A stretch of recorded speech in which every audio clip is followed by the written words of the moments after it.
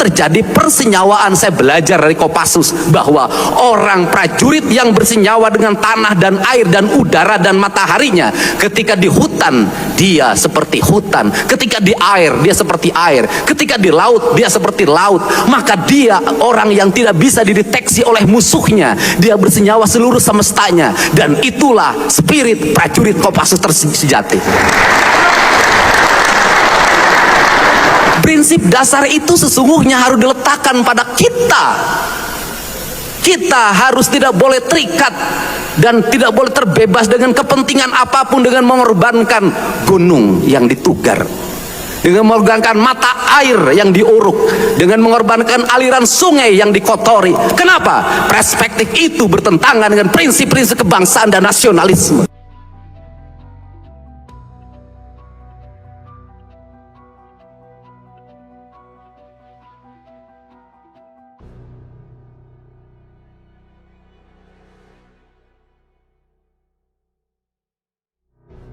Kalau dulu kita memerdekakan agar bangsa ini utuh hutannya, utuh tanahnya, utuh airnya karena dikuasai oleh kolonial, kenapa kita hari ini dengan mudah melepaskan gunung-gunung itu? Kenapa kita hari ini melepaskan dengan mudah aliran air itu? Lantas mau kemana arah kebangkitan dan kebangsaan kita? Mau kemana arah kesejahteraan rakyat kita?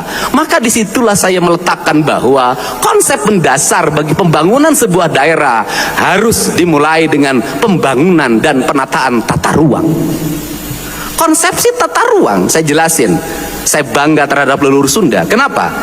Leluhur Sunda memiliki konsepsi mendasar tentang pembangunan nasional, dan orang tidak tahu itu. Leluhur Sunda menerjemahkan konsep tata ruang dengan 3 hal yang disebut dengan Tritangtu. Gunung kudu awian, lengkop kudu balongan, lebak kudu sawahan. Ketika gunung kudu awian, maka berapa luas hutan di Jawa Barat hari ini? 18%, itu pun dalam keadaan rusak. Ancaman bencananya tiap tahun, Garut, longsor, banjir, ancaman gempa bumi. Dan kemudian di Bandung ini ada ancaman besar setelah saya teliti. Ketika punculutnya semakin gundul, suatu saat ada gempa dengan kekuatan tinggi, maka tanahnya akan menguruk Bandung. Air jatuh, maka akan meledak air bah. Cirata dan Jatiluhur tidak akan sanggup lagi menahannya, maka jebollah ke wilayah utara. Ini yang tidak pernah menjadi kesadaran pemimpin. Ketika orang jadi anggota DPR, pinjem Bank Jabar, rata-rata orang beli mobil. Enggak, saya beli kambing. Mobil mah malah anakan, rusak. Saya beli sapi, saya beli sawah yang nilainya terus meningkat. Setelah itulah saya berpolitik, semakin luas pergaulan, kemampuan ekonomi saya semakin baik. Dalam abad sekarang, berwirausaha, berpolitik adalah satu kesatuan. Tidak mungkin seorang politisi tidak mengenal wirausaha. Dia akan berat bebannya kalau tidak mengenal wirausaha. Karena apa? Karena seorang politisi itu esensinya adalah menghitung APBN, menghitung APBD. Menghitung APBD kalau tidak punya entrepreneurship, maka kerjanya hanya ngabisin duit negara. Tapi seorang entrepreneurship, maka setiap tetesan uang yang keluar harus memiliki output, outcome, dan benefit bagi publiknya. Sehingga anggaran negara itu harus memiliki semangat entrepreneurship, melakukan perubahan, melahirkan multiplier efek ekonomi, melahirkan multiplier efek usaha, sehingga semua orang berkembang. Nasional di mana saja Anda berada, pagi ini kita sedang ngobrolin ya tentang sosok Gubernur Jawa Barat, Kang Deddy Mulyadi ya. Siapa yang tinggal di Jawa Barat? Coba ketik saya gitu. Saya asli Jabar gitu. Jabar Istimewa, Jabar Istimewa aja ya ketiknya ya. Jabar Istimewa gitu. Jadi Kang Deddy Mulyadi ini telah membuka pikiran ya,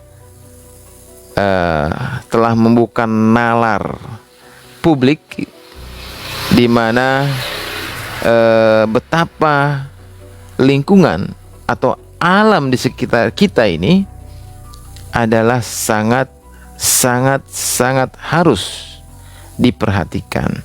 Ketika manusia hidup di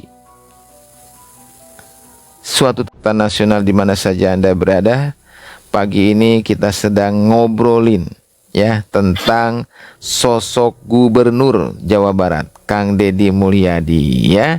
Siapa yang tinggal di Jawa Barat? Coba ketik saya gitu. Saya asli Jabar gitu. Jabar Istimewa, Jabar Istimewa aja ya ketiknya ya. Jabar Istimewa gitu. Jadi Kang Deddy Mulyadi ini telah membuka pikiran ya. Telah membuka nalar publik di mana betapa lingkungan atau alam di sekitar kita ini adalah sangat harus diperhatikan. Ketika manusia hidup di suatu ranah dari kewenangan seorang gubernur, ya, Deddy Mulyadi menegakkan peraturan daerah provinsi Jawa Barat. Lalu mengapa si menteri itu, ya, yang aneh itu ya, menteri itu mengapa si menteri pariwisata itu justru yang komplain kepada Deddy Mulyadi?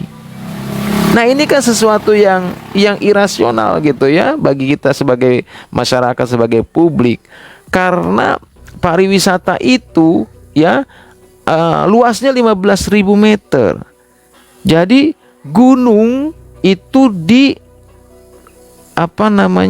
beton, di paving block ya, seluas 15.000 meter, sehingga ketika hujan turun yang seharusnya air itu meresap ke dalam tanah ya, di gunung-gunung itu ranah dari kewenangan seorang gubernur ya. Deddy Mulyadi menegakkan peraturan daerah provinsi Jawa Barat. Lalu mengapa si menteri itu ya, yang aneh itu ya, menteri itu mengapa si menteri pariwisata itu justru yang komplain kepada Deddy Mulyadi? Nah, ini kan sesuatu yang irasional gitu ya bagi kita sebagai masyarakat, sebagai publik.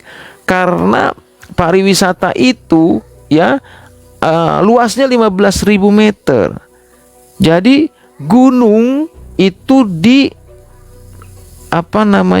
beton, di paving block ya, seluas 15.000 meter, sehingga ketika hujan turun yang seharusnya air itu meresap ke dalam tanah ya, di gunung-gunung itu, jangan hanya teriak-teriak pada saat terjadinya bencana saja. Jadi Kang Deddy Mulyadi melakukan langkah-langkah antisipasi ya, antisipasi agar tidak terjadi yang namanya bencana banjir. Ini sangat luar biasa. Contoh konkretnya adalah di tempat saya tinggal, di wilayah saya, yaitu di yang dikenal, yang lebih mudah orang mengenalnya adalah Kampung Gabus ya. Ada Gabus Rawa, ada Gabus Pabrik, ada Gabus Singkil ya, Kecamatan Tambun Utara, Kabupaten Bekasi. Ini memang daerah yang tidak pernah disentuh ya oleh gubernur-gubernur sebelumnya. Seperti itu. Ridwan Kamil menjabat satu periode ya sebagai gubernur Jawa Barat, tidak pernah berkunjung ya, tidak pernah datang ke Tambun Utara sekalipun ada banjir. Tapi jangan hanya teriak-teriak pada saat terjadinya bencana saja.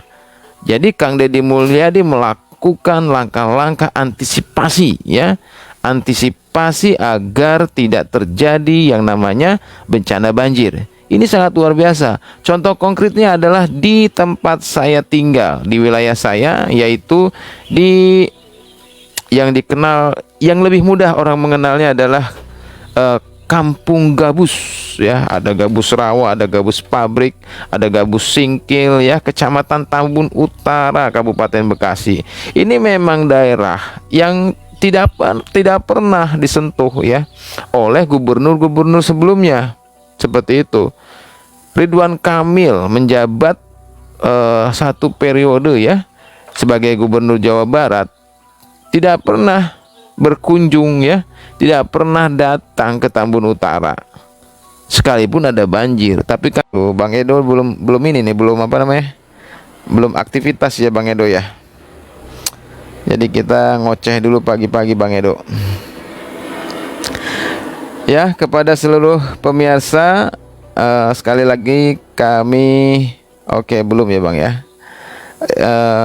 ingin atau kami sedang membahas, mendiskusikan tentang sepak terjang Gubernur Jawa Barat yang hari ini sangat fenomenal dan viral dalam tindakan-tindakannya.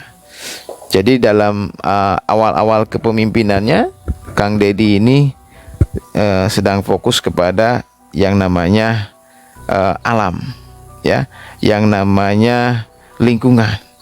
Jadi Kang Deddy mengantisipasi bencana banjir dengan menormalisasi sungai.